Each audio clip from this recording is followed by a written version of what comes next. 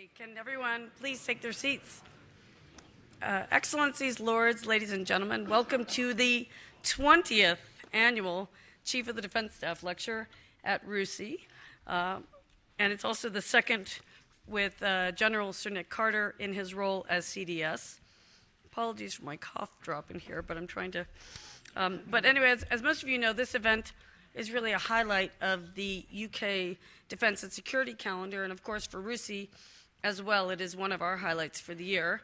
This has been a very busy week for those of us focusing on defense and security. On Tuesday, RUSI was one of the 5 consortium partners in the NATO Engages event, which was the public event the day before the NATO leaders meeting. And it was a real pleasure to be one of the partners there. We were delighted to welcome the Right Honorable Ben Wallace, the Defense Secretary, along with several global leaders, including Prime Minister Trudeau of Canada and a few others. And that, of course, was followed by yesterday's NATO leaders meeting and celebration of the 70th anniversary of the alliance. Despite a number of public disagreements that many of us were watching on the news, and the very low expectations, actually, that many had about the event, the 30 members did conclude with a joint communique that included a commitment to Article 5 and an agreement to increase defense spending, as they do at every other meeting, but they also committed to serious efforts to focus on a number of challenges that we're facing today.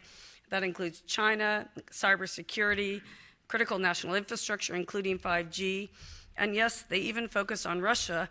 And it's quite interesting to note that Russian television was actually responsible for making that video of Buckingham Palace go viral yesterday. So Russian efforts are alive and well, misinformation efforts, and it really underlines the importance of the work that we're trying to do. President Trump even surprised many, as we all know, by defending NATO. But so I would say all in all, it was a very good week for NATO, and it really underscored the UK's critical role in the alliance. And in particular, I'd like to give a shout out to Ambassador Sarah McIntosh, the British ambassador to NATO.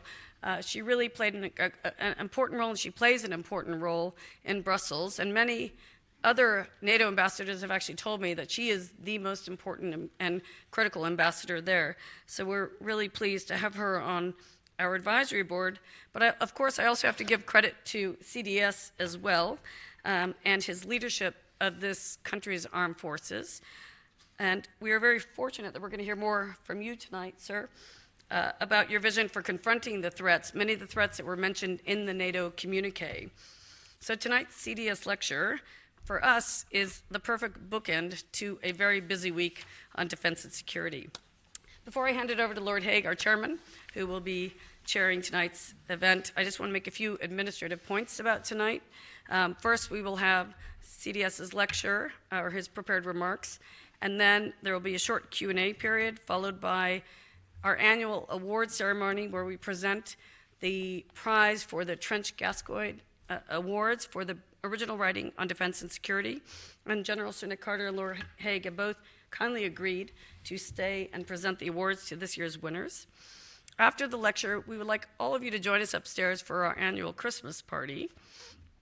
Reminder to turn your phones to silent if you haven't already done so.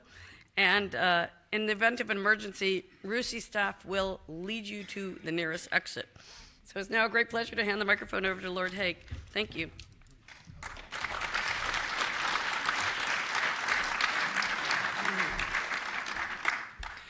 Thank you very much indeed, Karen. Karen has led a fantastic year and a fantastic week at RUSI, and we're very grateful for everything she does as our Director General and all her team. And I'd like to welcome you all here tonight, my excellencies and lords and ladies and gentlemen, I should say. Welcome to a very varied gathering. I'm delighted to see you all here for this important annual address by the Chief of the Defense Staff. It's undoubtedly a highlight for us of our year at RUSI, but also of the defense and security calendar in general.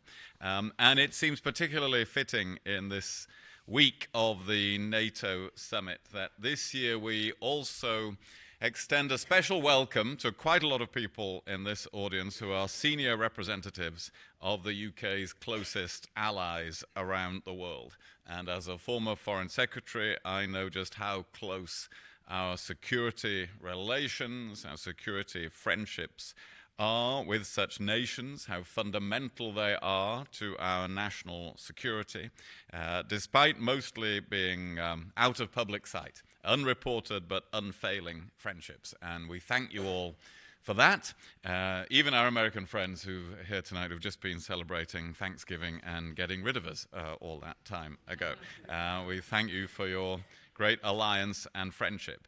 And of course, we reserve the most heartfelt thanks as we come towards the end of the year for our own armed forces while we pause to reflect on this year and the year ahead. Their ceaseless task continues, so I pay tribute to the more than 10,000 servicemen and servicewomen of Her Majesty's Armed Forces who are currently on more than 30 operations in around 65 countries around the world. And no doubt we will hear more on them and their work shortly.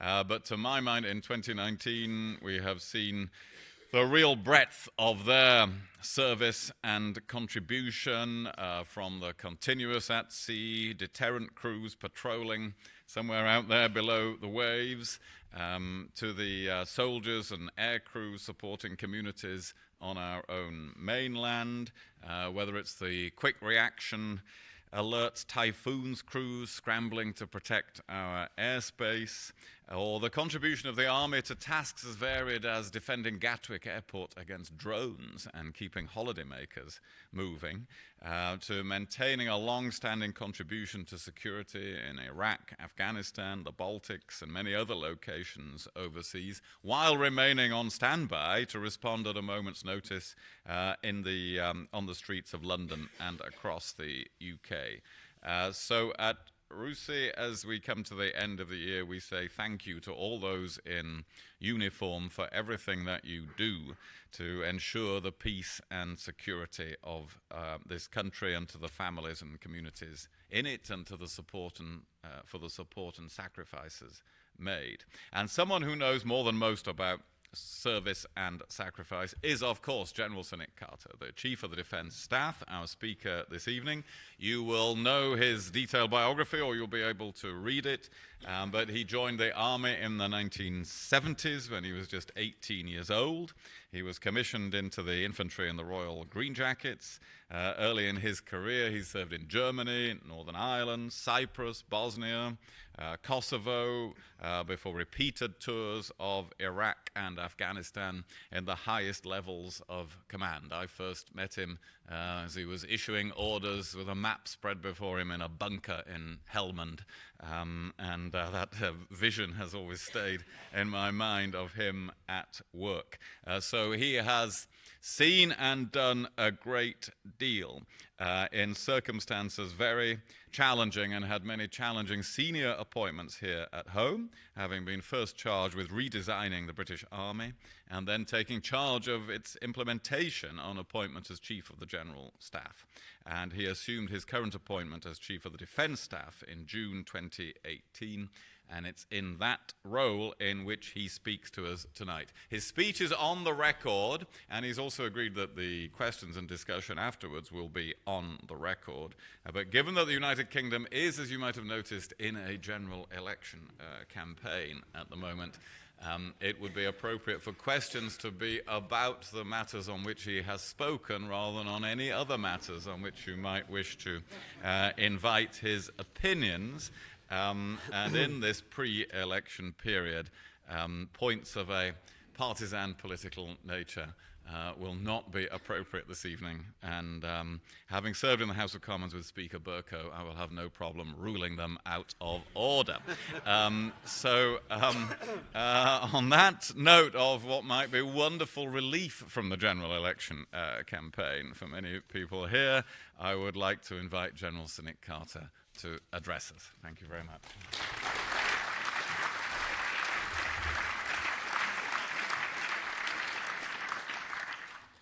Lord Hague, thank you for those kind welcoming remarks. Excellencies, my lords, ladies and gentlemen, it's a great privilege to be with you this evening to give this annual lecture. Last year, I observed that there probably never been a better week for a CDS to be controversial, but I wonder how many of you can remember why. It was the day before the so-called meaningful vote on Theresa May's Brexit deal was due to take place. I say it was due to take place because, of course, it didn't. But nonetheless, it was a good week to be controversial. This year, I suspect I shall regard success as my not making any unwarranted headlines a week before the general election. Last year, I described a strategic context that was more uncertain, more complex, and more dynamic than I could remember. I said instability was the defining condition, with threats to our nation diversifying, proliferating, and intensifying very rapidly. So what's changed?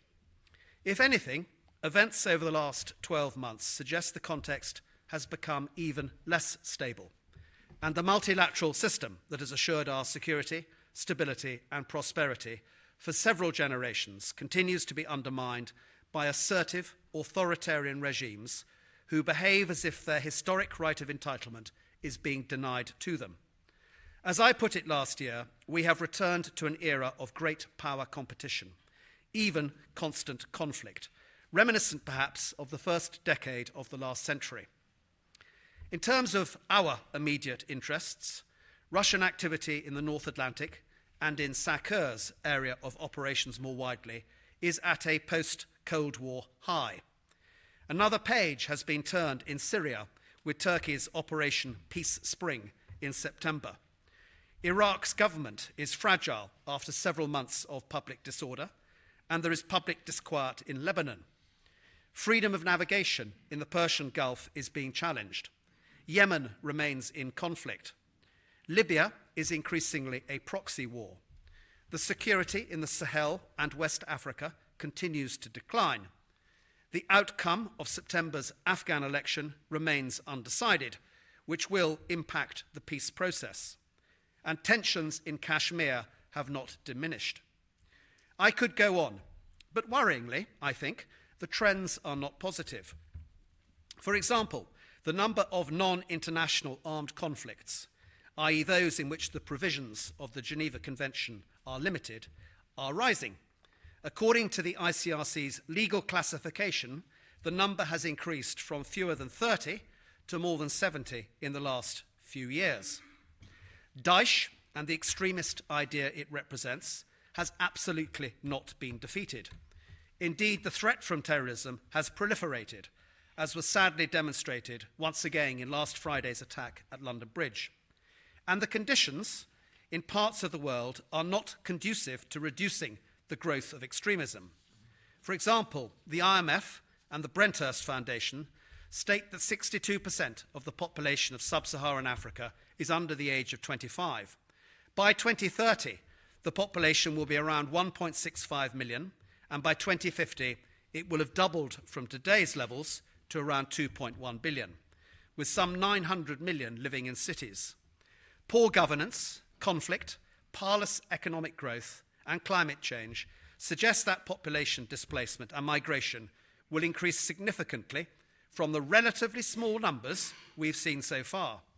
And of course, none of this is helped by great power competition and a new scramble for Africa's resources. Looking to the Middle East, Chatham House's paper on future trends in the Gulf tells us that youth unemployment is the highest in the world, now exceeding 25%. Gulf economies and political systems are becoming increasingly unsustainable due to low oil prices. 3 of the 6 GCC countries need oil to be at $100 a barrel to balance their books, even without population growth. And in 4 of the GCC, hydrocarbons will run out within the lifetime of citizens being born today. None of this will be conducive to internal stability, and it will lead to these states becoming vulnerably indebted. Of course, all of this instability is reflected in the activity levels of our armed forces, with some 36 ongoing operations and around 36% of trained strength being committed either to operations or at very high readiness. Our activity has been focused on deterrence and reassurance, counter-terrorism, increasingly persistent presence, a theme I shall return to, and the generation of modernised capability for striking the right balance between the fight tonight and the fight tomorrow is important, not just for the sustainability of our armed forces, but equally important to ensure we are capable of dealing with the threats of the future. Now, in support of deterrence and reassurance, highlights this year include, and demonstrated, I think, by the 50th anniversary of Op Relentless, the continuous at-sea deterrent, the largest maritime exercise in the Baltic since the end of the Cold War, Exercise Baltic Protector. This summer tested our joint expeditionary forces interoperability and involved all 8 of our partner nations. Although, of course, I think it's slightly debatable whether the term exercise is the right term, given the effect, of course, that we're seeking to achieve through this. Exercise Tractable saw the latest rotation of British troops to Estonia, demonstrating our ability to reinforce Estonia by land, sea and air with over 200 armoured vehicles. We've conducted air policing in the Baltics and currently in Iceland. We've returned to exercising in the high north, and we've seen a growth in maritime activity in the North Atlantic in response to increased Russian surface and subsurface activity. In conjunction with the French, we conducted a series of exercises under the Griffin banner to test the combined joint expeditionary force with a view to its full operating capability being declared in time for the 10th anniversary of Lancaster House next year.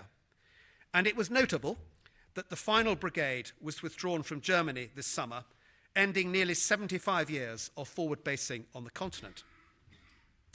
In terms of persistent presence deployed overseas, around 5,000 are deployed as part of our global footprint in overseas garrisons, as defence attaches and on loan service.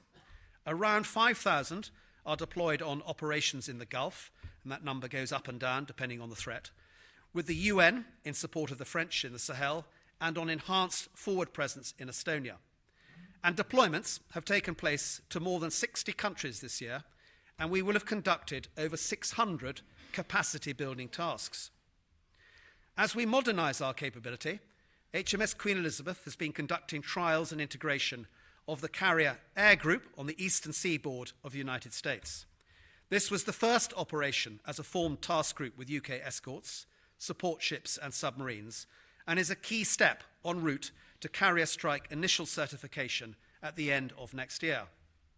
Next week, we will commission HMS Prince of Wales, and the first of 9 P-8 Poseidon maritime patrol aircraft have been received by the Royal Air Force.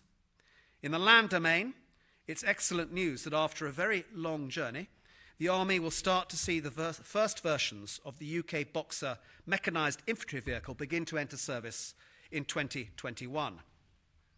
But I think it's important to reflect on the context in which all this activity is taking place. I referred to great power competition at the beginning.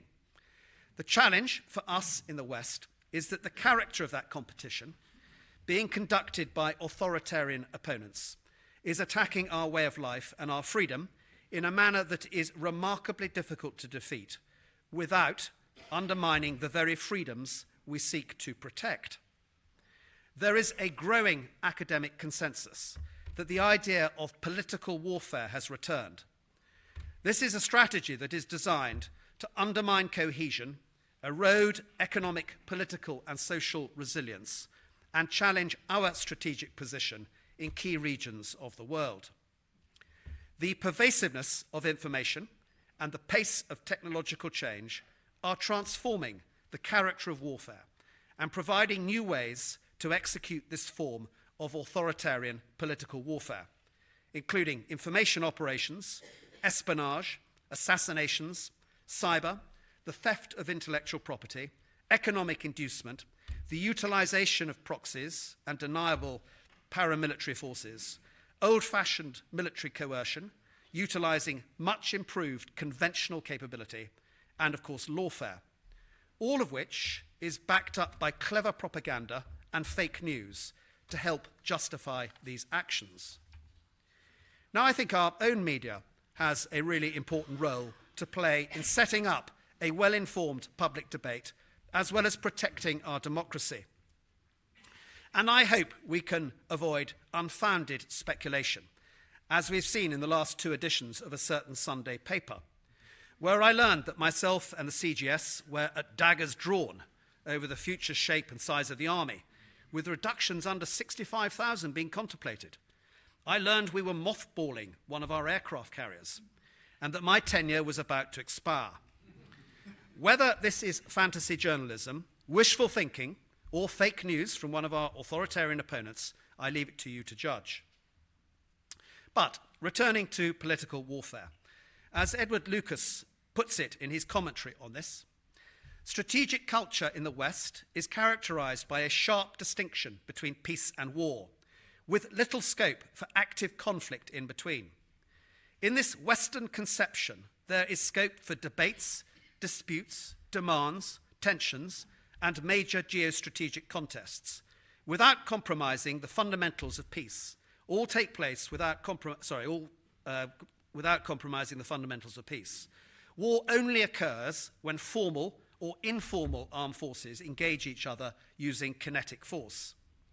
He goes on to say, these regimes, by contrast, view the strategic landscape as characterized by a continuous and never-ending struggle that encompasses everything from what the West calls peace to nuclear war.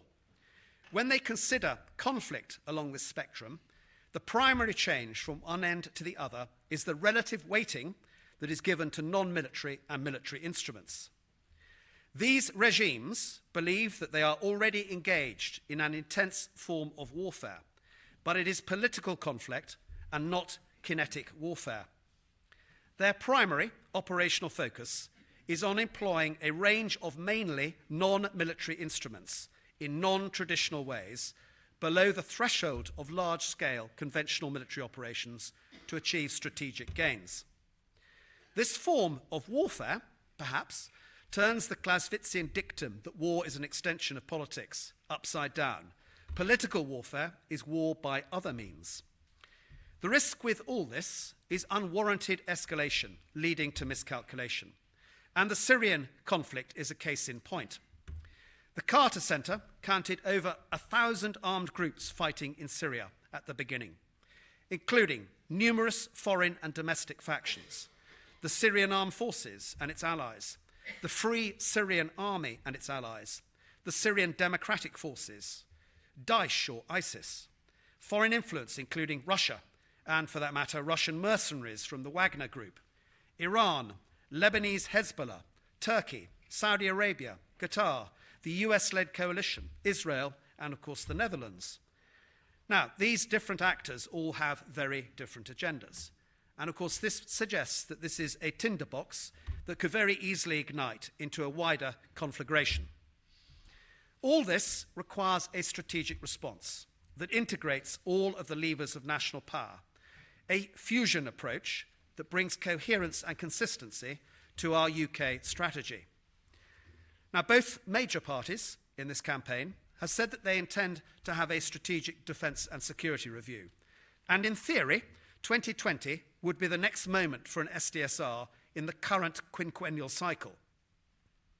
Either way, it would help us in defence to have a review that could help us answer some of these significant strategic questions. I suggest that our starting point for a review should be a proper assessment of the threat. And this should take the form of a net assessment that determines where our current trajectory will take us in 2030 relative to those of our competitors. We might deduce from this that our approach to deterrence needs updating, for the form of authoritarian political warfare that we are confronted with requires a more dynamic approach. Our doctrine talks about the 4 C's of deterrence: comprehension, capability, credibility, and communication. To this, we should add a 5th C, that of competition, recognizing that escalation and de-escalation need to be dynamically managed on multiple ladders, effectively maneuver in multiple domains. We also need to invest rather more, I suggest, in comprehension. I've often quoted Antonio Gustozzi in the past, who, in reflecting on our efforts in the first couple of decades of this century, observed that every age has its follies. The folly of our age has been an irresistible desire to change the world without first studying and understanding it. Hence the need for better intelligence and warning to inform genuine insight and understanding, and therefore further investment in persistent and forward engagement to establish networks, identify opportunities, and develop relationships with allies and partners. Clearly, we must never lose sight of the importance of credibility, which is drawn in large part from capability.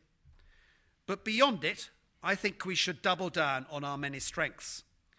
I've been very struck in my first year and a half as CDS by our international status as what industry calls a reference customer. People want our training and education, and they value our kite mark.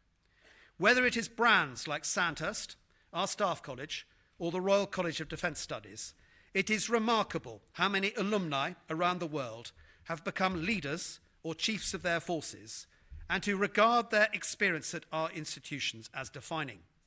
For example, 3 leaders in the Middle East were educated at either Staff College or Sandhurst, and the current head of Pakistan's ISI is a recent graduate of RCDS.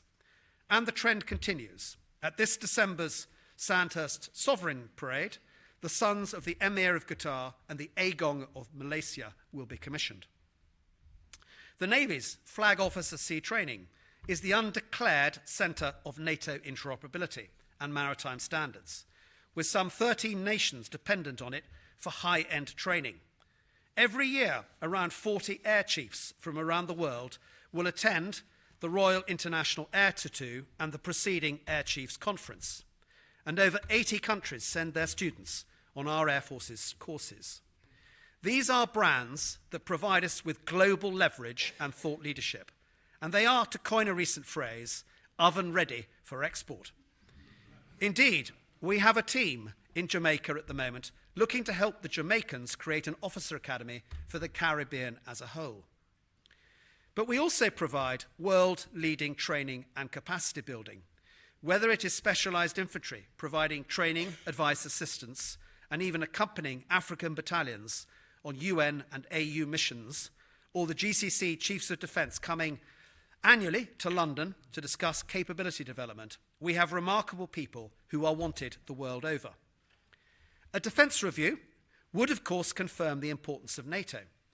And while there has been much debate this week about its significance and its relevance, no one should be in any doubt about how successful it has been. 70 years is remarkable longevity, given the average duration of a military alliance in the last 500 years has been no more than 15 years. Since 2014, NATO has undertaken the biggest reinforcement of deterrence and defence in a generation, with a particular focus on the readiness of armed forces and on an increase in non-US defence spending. It's also, I would suggest, conducting one of the most rapid transformations of an international organisation in history. It is turning its mind, effectively, to the challenges of the future, including China, space, cyber, hybrid warfare, subversion, disinformation, and new technologies. We have seen a NATO adaptation roadmap on the challenges and opportunities of emerging and disruptive technologies, and NATO's first new military strategy for 50 years, which takes a 360-degree approach to security. And the UK is at the very heart of this thinking. A defence review, though, will also need to be honest about the true state of our forces. This involves mobilising ourselves to improve readiness and enhance resilience, to protect our critical national infrastructure, and to think laterally about how to outmaneuver our opponents and communicate our actions. What worked for the predictability of stabilisation and counterinsurgency operations in the last 20 years or so won't work in today's context. The efficiency initiatives of the last 25 years have taken risk against readiness and resilience. We have looked to optimise our logistic infrastructure, reduce inventory, rationalise stock, and outsource whatever we can to industry. Do we know, though, what just-in-time logistics has done to our supply chains? Have we assured sovereign capability where we need to? Has our competitive procurement process shared risk with our suppliers as well as it might for our support solutions? And how do we improve the availability of our key platforms? What impact would reserve and regular reserve mobilization have on our employers? These are all issues that must be tested. And our intention is to do just that in an exercise called Agile Stance this coming autumn. And we'll need commitment from our industry partners to learn the necessary lessons and help us prepare to fight the war we might have to fight. A defence review needs to do this at the same time as creating adequate headroom for us to modernise. Our modernised force will be framed through the integration of 5 domains: space, cyber and information, maritime, air and land. This will change the way we fight and the way we develop capability. Our new UK Strategic Command, which formally stands up next week as the successor to Joint Forces Command, is charged with driving the essential integration across the modernised force to achieve multi-domain effect. It will develop and generate the capabilities we need to operate successfully in this sub-threshold context, or grey zone as some call it, including space, cyber, special operations and information operations. It will also command the strategic base, including the fixed parts of our global footprint and the support, medical and logistic capability that enables operational deployment and mobilisation. We have to move beyond jointery. Integration is now needed at every level, not just at the operational level where the term joint applies. Modern manoeuvre in any domain will only be enabled by effects from all domains. I saw this vividly as a divisional commander in Kandahar, where the integration of cyber, air and land effect realised an outcome that was far greater than the sum of the parts. As we develop our operating concept for this modernised force, trend analysis suggests it will, and I'm going to read you a list, have smaller and faster capabilities to avoid detection. It will rely more heavily on low observable and stealth technologies. It will depend increasingly on electronic warfare and passive deception measures to gain and maintain information advantage. It will trade reduced physical protection for increased mobility. It will include a mix of manned, unmanned, and autonomous platforms. It will be integrated into ever more sophisticated networks of systems. It will have an open systems architecture that enables the rapid incorporation of new capability and the rapid integration into the network. It will be markedly less dependent on fossil fuels. It will employ non-line-of-sight fires to exploit the advantages we gain from information advantages. And it will emphasise the non-lethal disabling of enemy capabilities, thereby increasing the range of political and strategic options. Now, we might think of these as sunrise capabilities, with the corollary being sunset capabilities that could be used for a while in the emerging operating environment in a mix of high-low systems, but will increasingly become too vulnerable in a warfighting context. This modernisation will require us to embrace information-centric technologies, recognising that it will be the application of combinations of technology like processing power, connectivity, machine learning and artificial intelligence, automation, autonomy, and quantum computing that will achieve the disruptive effect we need. Now, predicting these combinations will be very challenging. So we will have to take risk, accept some failure, and place emphasis on experimentation by allocating resources, force structure, training, and exercise activity to stimulate innovation on all lines of development. This will enable adaptive exploitation as opportunities become clear. To harness such a collective effort, we will need some strategic aiming marks to work towards. These might be to focus the functions where ethical application of artificial intelligence and autonomy could bring advantage, enabling platforms to be smaller, lighter, and perhaps greener, and to value data as a strategic asset, rapidly detecting, attributing, and rebutting fake news, and transforming the battle space and the business. Watch out the Sunday papers. Contributing to these strategic aims would be a series of ambitious initiatives whose aggregate effect would begin to build momentum. For example, creating a strategic sentinel able to gather and analyze intelligence and data from across HMG, allied and public sources to enhance the speed and effectiveness of decision-making. Creating a single source of the truth on the readiness of our forces at any moment without requesting or manually processing information, taking account, for example, of planned maintenance and personnel data. Developing next-gen training linking augmented reality, synthetic environments with the live events, with the training data fed back into training design and mission planning.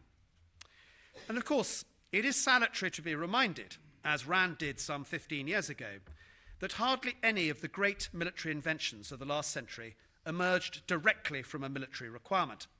They came from the outside world, and we are unlikely to develop the capabilities we need unless we do so in partnership with the private sector, where most of the innovation in technology is to be found. This is what we are doing, improving the technology for a single synthetic environment, in a partnership with the leading gaming innovator, Improbable, and the long-established simulation provider, CAE. And it's also how we see the Future Combat Air Technology Initiative, Team Tempest. It's much more a technology partnership than an acquisition program for a Typhoon replacement. And it's exciting to see the momentum that has been generated, as well as the additional investment by industry in advanced technology enterprises, so far supporting over 1,800 jobs by the end of 2019 and some 120 subcontracts across the breadth of the country. And it's particularly good to see Sweden and Italy now on board. Now, realizing these sorts of relationships will likely involve the adoption of a new outcome-focused approach to procurement that shares risk and opportunity with our suppliers, enabling collaborative development and incentivizing innovation to build the agility and adaptability we need to seize disruptive technological opportunity. With, I emphasize, a responsive commercial function at the leading edge. We simply cannot afford the luxury of a process that uses excessive specification as an insurance policy against program risk, and we must reduce cost. This type of relationship must be based on a more open and transparent two-way conversation with industry, recognizing that we all need to step up to the plate when it comes to the defense of our country. Now, I suggest a key input to a defense review should include a proper look at our defense industrial strategy. This would look across the defense and security sectors to identify how we can enhance our strategic approach to ensure we have competitive, innovative, and world-class defense and security industries that drive investment and prosperity, as well as underpinning our national security. R&D must feature in this too. We must embrace open, outwardly facing innovation in recognition that nobody does it all in-house any longer. We must establish an academic and entrepreneurial ecosystem. We must utilize technology scouts to boost our R&D and pound the pavements visiting universities, research centers, startups, and established companies looking to establish strategic alliances with the right partners. Now, all this bears on human capability, our adaptive edge. Technology, the competition for skills in an evolving workforce, and the abiding need to integrate across the domains and within them will require a new approach that maximizes the potential of all our talent from wherever it is drawn. The balance between generalists and specialists will tip increasingly towards specialist career streams. We are establishing integrated career structures where appropriate that are blended between the services and our civilians. We are calling this unified career management, and the first of these blended career streams based on cyber will be initiated next year. It'll be based on clearly understood skills frameworks, and on that we will increasingly encourage lateral movement and entry on an enterprise basis with the private sector to provide greater opportunity for talent to be maximised for collective benefit. We will pilot this imminently, looking to establish a common human resource management model with some of our key industry suppliers. 2020 was the Horizon for Future Reserves 2020, the so-called FR20, and it would be appropriate to conduct an FR30 review that will build on the very successful foundation laid by FR20, as well as getting after this idea of an enterprise approach with civil society more broadly. So, to conclude, we are in a period, I would suggest, of phenomenal change. It's more widespread, more rapid, and more profound than humanity has experienced outside of World War. And it is more sustained than the 2 world wars of the last century combined. And it's still increasing. Our fundamental and long-held assumptions are being disrupted on a daily basis. Modernising will only get us so far. What is needed is a step change in how we fight, in how we run the business, in how we develop our talent, in how we acquire our equipment, and how we provide support. This requires transformation. And as we enter the 4th industrial revolution, it is the same challenge and opportunity that faced our predecessors as they went from sail to steam. The scale of this change must be led from the top. But equally, change at this pace must also be delivered bottom up by our extraordinary young men and women who've grown up with the digital technology and who are far more comfortable with the modern world than their leaders. Hence the importance of empowering them to unlock their potential. But we will not deliver change of this scale and breadth on our own. It needs to be part of a national enterprise. And it calls for a very different approach to risk. For we will not change without being prepared to make mistakes and learn from them, as well as being prepared to shatter some shibboleths in the process. Thank you very much.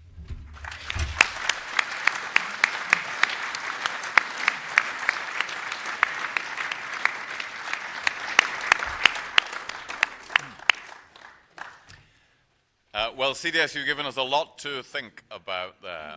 Authoritarian political warfare, the key factors to be evaluated in a future defense and security review, a time of more rapid and sustained change than in the last 2 world wars put together, you just referred to. We have 15 minutes for questions. I think we'll take them in groups of 3. So we'll start with Michael Clark, and that we do have a couple of microphones available, so there's one coming behind you. Michael Clark, member of the Institute. CDS, thank you very much for your characteristically incisive and thoughtful lecture. I would have expected nothing less.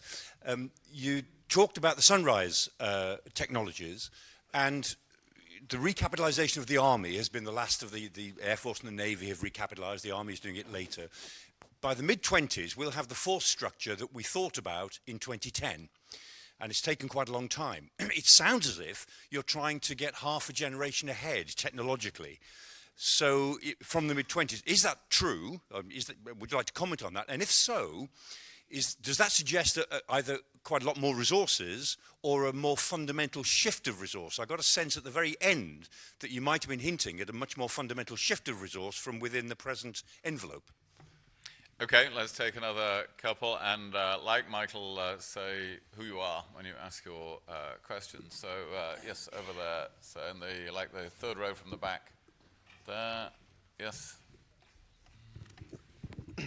Hi, Thomas Darecki. I'm a writer in the field of war studies. I wanted to pick up on your point about Daesh and its survival post the international coalition's engagement. As we know, Daesh has claimed responsibility for the London Bridge attack, which occurred last Friday.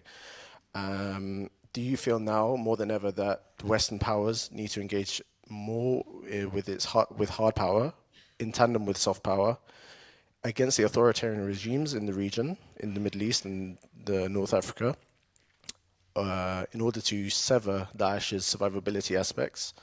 Or do you feel that soft power can undermine the authoritarian regimes which allow Daesh to keep exploiting locals on the ground as well as Westerners here on our home fronts? Okay, thank you. And then back over this way, Sir John Sawyer's just here. Thank you. John Sawyers, Distinguished Fellow at RUSI. CDS, you use the phrase sovereign capability as one of the issues that you would need addressing in a future defence review. Can you just expand on that a little bit and how it squares with the concept of a more technologically driven armed forces when the technology base in this country is much, much smaller than it is in the United States or indeed in China? When you talk of sovereign capability, how sovereign is sovereign and where is the boundary of our sovereignty?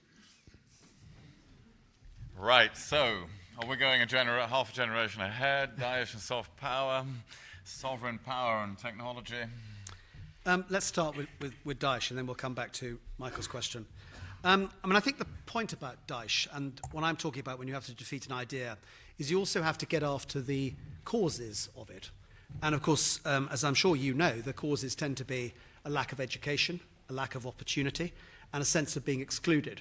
Now, those are issues that really need to be got after, not by Western powers, they need to be got after by the broader piece, I think, of Islam and everything associated with it. And I think moderate Muslims would absolutely understand what I've just said.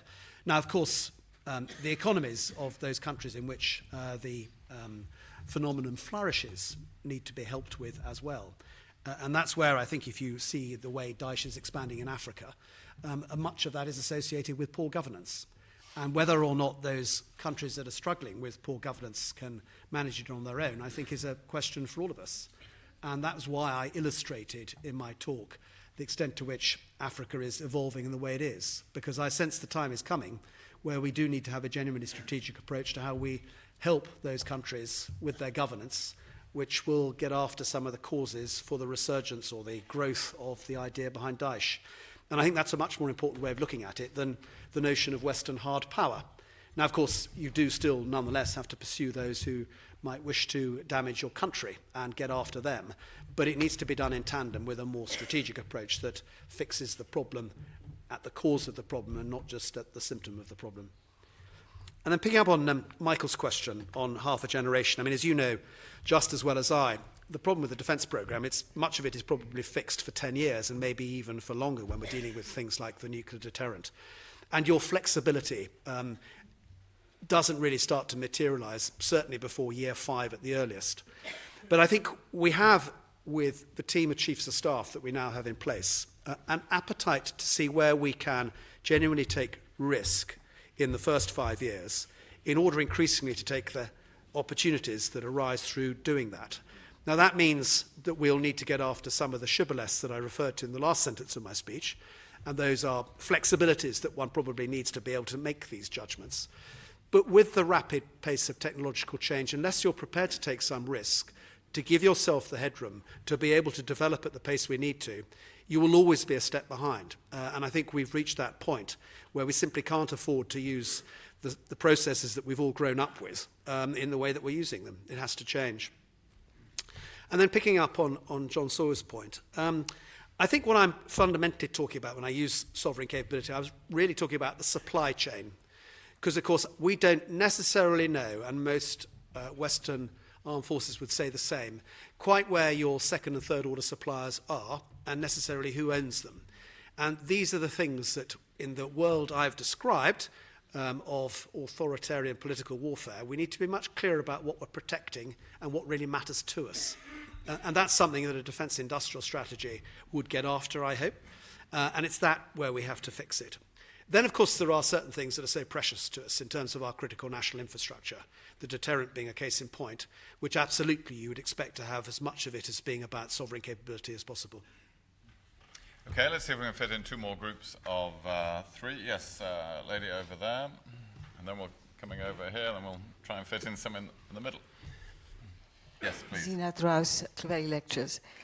General, making a case for multilateral military capability is there a future for NATO to be more inclusive of Russia? And for an accurate understanding of the strategic landscape, what is the most effective measure in place, in your opinion, for miscalculations or misunderstandings and ignorance of both adversary and allied? Right, and then lady in the middle here, actually, while we're over here, and then I'll come over here. Yes. Hilda Rapp, member of the Institute and Centre for International Peacebuilding. Thank you very much for a very inspiring and illuminating talk. I want to ask you a slightly left field sounding question, but actually I think it's central to all you're about. And that is to do with another form of supply chain, and that is the young people who will enter into the army. And I was wondering to what extent, you know, your reference to resilience and to risk understanding needs to be taken right back into schools, into primary schools, and into programs where people understand the complexity of the world that we are facing in, understand what a threat multiplier is, for instance, like climate change, which the young people seem to understand, so that the new recruits that you're getting into the army are thinking young people who understand fake news, who understand the issues that you're grappling with, for which, of course, you will have to have the organizational structures and support and technological platforms. I don't want to stop here because otherwise it gets too long a question. Very good, that's well disciplined. And Nick Gowing, then, yeah, on the aisle. Nick Gowing, a trustee of the Institute and the Thinking the Unthinkable project. General, given the stability unraveling as you've portrayed it tonight, how do you prepare the public for this? They don't really understand the enormity of what's happening and the speed which you've shared with us tonight. Right, the public, the schools, and NATO Russia, all in a few minutes. Indeed. I'll start with NATO and Russia. I think the first obvious point I'd make is that the word communication is in our doctrine, and when it comes to deterrence, it's pretty important that you maintain links with your opposite numbers if you can, to be able to manage the threat of miscalculation. So communication is at the heart of it.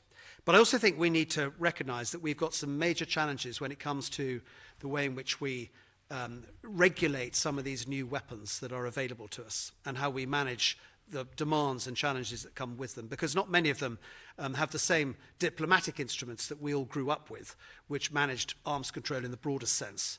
And of course, much of the arms control arrangements that we've had are already beginning to fade away, and indeed the INF treaty collapsed this year. So I think there's some big questions about how we manage some of that. And as to whether we have a more inclusive approach to Russia, the answer is that we've got to keep communicating. But we've also got to keep encouraging Russia to behave in the way that international norms expect Russia to behave. On the question of the younger generation and education and so on and so forth, it is an interesting challenge. A lot has been said by people that the coming generation aren't necessarily as resilient, perhaps, as former generations. And actually, that's not my experience, nor I suspect the experience of any of the serving chiefs who are sitting in the front row. Actually, they fully understand the risks associated with military service, and indeed their performance on the campaigns of today and the recent campaigns in places like Afghanistan have, I think, been really rather remarkable, and indeed many of them have been rather braver than I expect I would have been at the time. So I genuinely believe it's a generation that is coming and understands what they're doing. Now, how we reach down into it is a very interesting question. And I do worry that the extent to which we are understood as institutions these days is a bit limited. And I've often said that the problem is that we're very popular. We poll regularly around a 90% approval rating and are probably the most important, most popular institutions in the country. But the challenge is that's based often on sympathy and not on empathy. And we have to find a way of making that connection. And that's why I hope that post this election, the lid is lifted on service chiefs and the armed forces generally being able to engage much more broadly and closely with the population. Because if we can't do that, we'll never convey the understanding that's necessary to do it. And of course, I hope all of you feel you have a role in connecting to where you come from as well, because it's about conveying that understanding. And we shouldn't lose sight of how successful things like the cadet movement are. Only this week we reached the 500th school in the cadet expansion scheme, which may not sound like a big deal to a huge amount of people in here. But actually, when you've got academies like the Mossbourne Academy in the eastern part of the City of London, which have got now 100 cadets as teenagers, who now are all interested in the armed forces, all three services, that's actually a big step in the right direction. And we shouldn't lose sight of the cadet movement. At this sort of stage in the sort of understanding curve we've got, that's a very good way of getting out and reaching into it.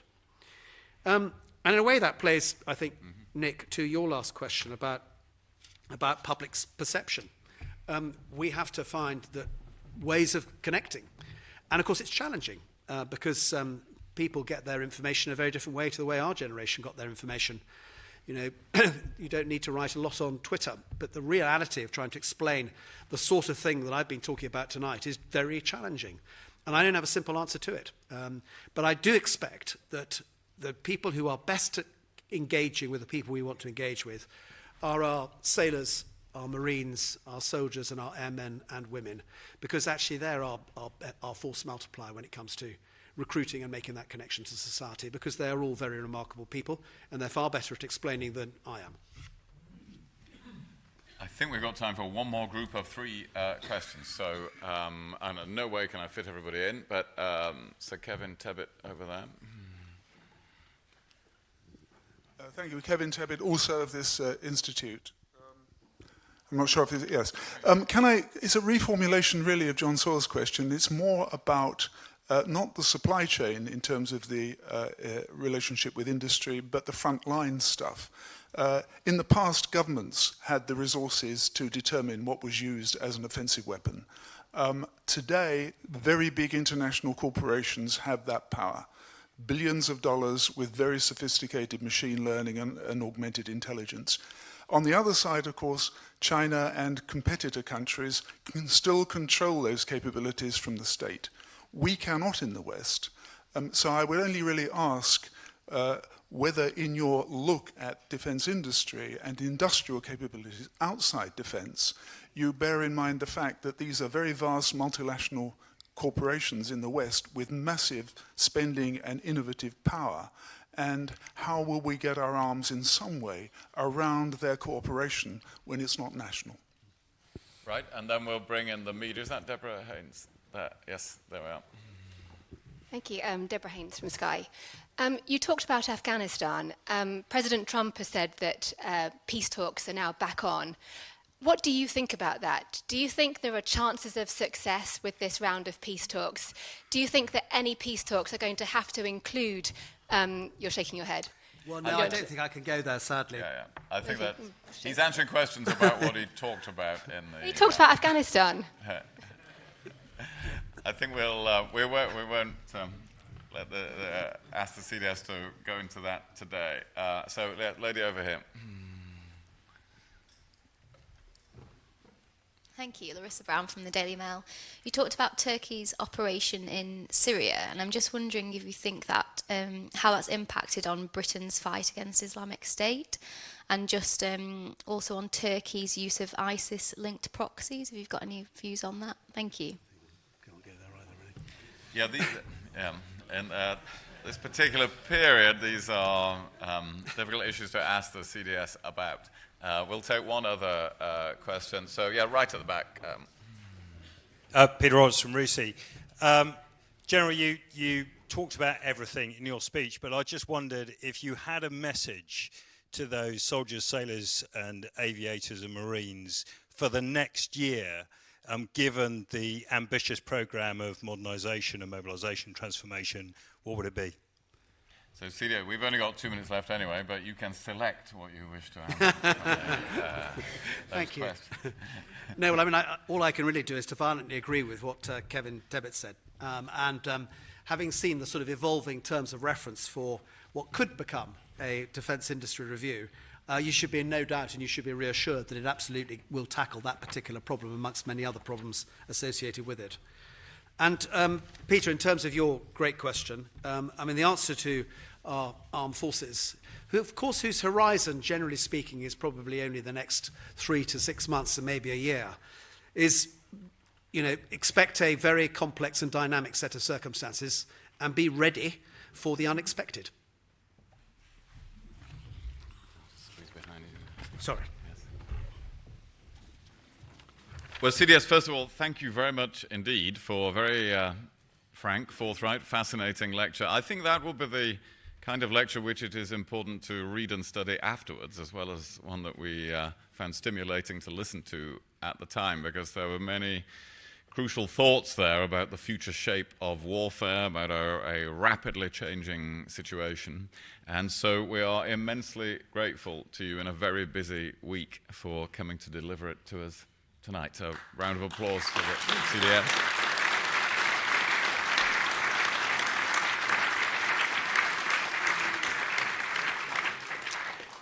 And it's my pleasure next, with the CDS here, to announce the winner and runners-up of this year's Trench Gascoigne Essay Prize, which is for original writing on contemporary issues of national and international defense and security. This prize dates back to 1874. Thank you very much to DXC Technology for generously sponsoring this year's Trench Gascoigne Essay Prize. And Jim Thompson, Vice President of Defense and CEO of the Atlas Consortium at DXC Technology, is in the audience this evening, and I'd like to invite him to join us on the platform to present the prizes in a moment with CDS. Where's he gone? There he is. Yes, yes, yes. Come on up here. And I will ask if we can, yes, let's get you over here as well, CDS. We'll ask, we'll invite them up into this small space. I'll ask the CDS to present the prizes to the winners and runners-up. So I'll ask the winners to come up to the platform when their names are announced. I want to thank, just before that, the judges who make their adjudication without knowledge of the identities of the authors, and do that on our behalf. And may I thank them for their contribution. They are Lieutenant General Sir David Capewell, Distinguished Fellow of RUSI, Air Vice Marshal Peter Dye, former Director General of the Royal Air Force Museum, and Professor Beatrice Hauser, University of Glasgow, and Senior Associate Fellow of RUSI. Now, the winners and runners-up are, first of all, Mr. David Shue, currently in his second year at the London School of Economics and Political Science, studying for a BSc in International Relations, and he is awarded the Under-30s Prize and £300 for his essay entitled "New Kid in the School, Analyzing the Chinese Loan to Africa."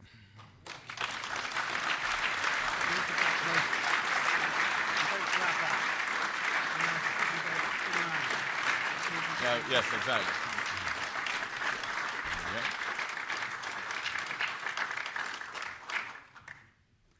Thank you. Now, the next two are very easy to present to because they're not here. But and it's understandable they're not here. Mr. Roderick Wallace, a research scientist in the Division of Epidemiology at the New York State Psychiatric Institute, affiliated with Columbia University's Department of Psychiatry, who can't be with us tonight, is awarded third prize and £400 for his essay entitled "Channeling the Enemy Vote." These are all very worth reading, by the way. Mr. Michael Stevens, freelance researcher and reservist captain in the Intelligence Corps, British Army, and regional advisor in the Defence Cultural Specialist Unit, who is unable to join us this evening, is awarded second prize and £550 for his essay entitled "Information Warfare, the Roads from Mosul and Raqqa." And Captain Patrick Hinton, who was posted to 47th Regiment Royal Artillery earlier this year, where he works with Watchkeeper, the Army's tactical unmanned aerial surveillance system, is the winner of the Trench Gascoigne Essay Prize 2019 and is awarded £750 for his essay on strategic culture in defiance of a structured world order.